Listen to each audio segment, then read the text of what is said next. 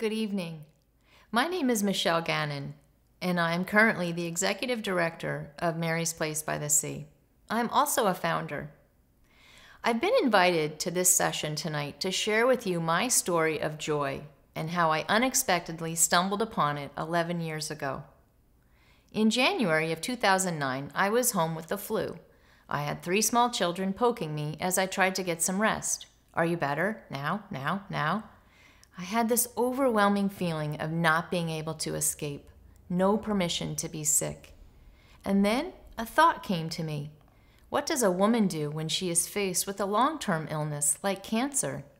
Is anyone giving her permission to be sick?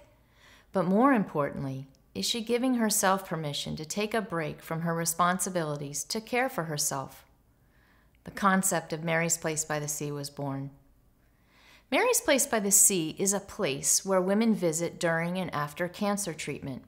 It is that place where women can escape to hit their pause button and just be. A place where they can clear their head, receive holistic services that support them, mind, body, and soul, and meet other women on a similar path.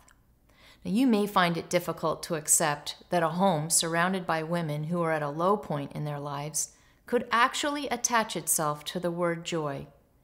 But I am here to tell you, Mary's Place by the Sea is full of joy.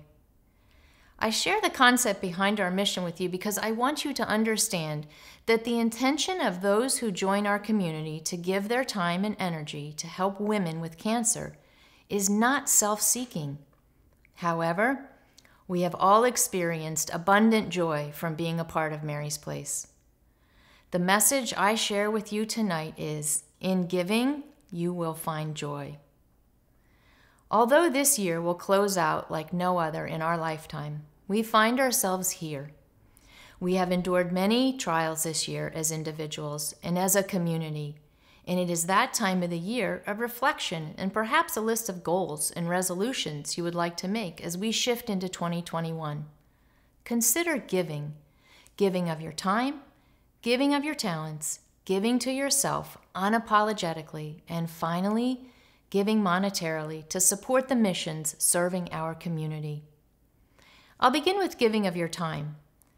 Mary's Place has gathered over 150 volunteers who donate their time to humbly move about the home, performing tasks that help make our guests feel as if they are queen for the day. Our volunteers are assisting our chef in the kitchen and proudly serving a gourmet meal at lunchtime, or making beds and doing piles of laundry, or helping us in the office with mailings or filing. But the most beautiful time spent volunteering is when they are sitting comfortably in our living room with our guests over a cup of tea, phone tucked away, their own to-do list moved to the back of their minds, fully engaged.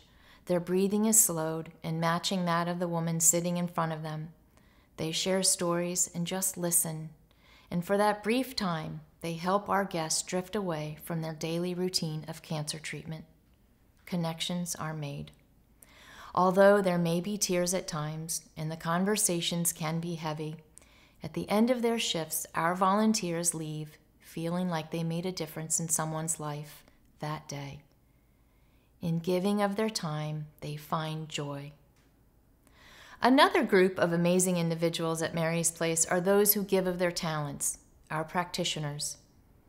Our mission provides a list of holistic services that are meant to support our guests' mind, body, and soul. When we started 11 years ago, we began building the program by asking women diagnosed with cancer what they needed, what was not available to them to support them along their way, and what would help them through the rigors of treatment. Oncology massage, Reiki, reflexology, meditation, guided imagery, nutritional coaching, counseling, expressive writing, and yoga became the standard offerings here.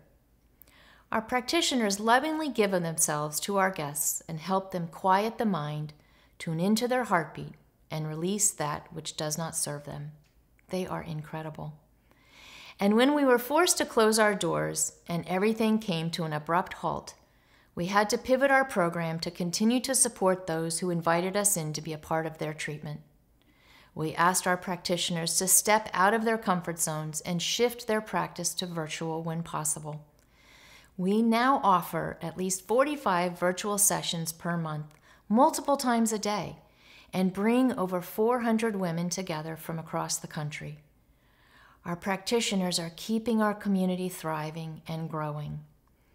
We have slowly reopened our doors to host women daily, and it's a challenging protocol to follow to keep everyone safe during this pandemic, but our practitioners continue to do whatever is needed to support our guests. They are so happy to continue their practice, and we couldn't be more grateful. Now, I'd like to take a step back for a moment and talk about self-care, giving to yourself. A very important lesson that I have learned and want to share with you is how important it is to take care for your own mind, body, and soul without feeling guilty. The never-ending treadmill of work, family, and home responsibilities takes a toll on us, and the longer we go without taking our own pause brings us further away from who we are created to be. It's like the oxygen mask on the airplane. You know the analogy. You must secure your mask before you help someone else. I'm always amazed to hear our guests on the phone who say that they feel guilty about scheduling a visit and that they don't want to take a spot from someone else who needs it more.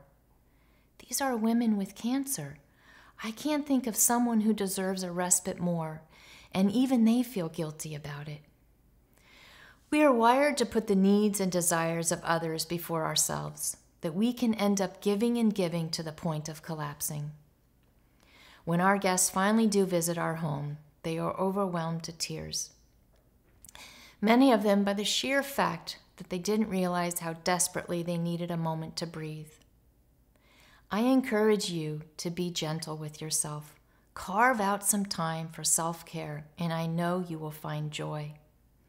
Finally, I'd like to mention what it means to be a local nonprofit when you give a donation. Our missions would not exist without you. Our community is incredibly generous, and particularly at Mary's Place by the Sea. We made a commitment 11 years ago to invite women into our mission at no cost to them. Because of you, we have been able to keep that commitment. Now, we have weathered many financial storms, including our recent pandemic, but we will continue to work tirelessly to ensure that our guests are not impacted. When a woman reaches out to us, it is oftentimes at a point of desperation. We call it quiet desperation. We share our program highlights with them and invite them to make a reservation. There's usually a sigh, and she will comment, "This all sounds so perfect and exactly what I need. But how much does it cost?" It gives us so much joy to be able to say, "It will cost you nothing. We are supported by our donors. You are making that possible. You are giving directly to our community." As you can imagine, our team worries constantly about our future. And when we receive your donations in the mail or online, you motivate and inspire us to continue to work hard for those who need us. So thank you. As I wrap up our time together, I hope the story of Mary's Place encourages you to give. Give some of your time, give your talents, give to yourself unapologetically, and continue to support local nonprofits, because in giving, you will find joy.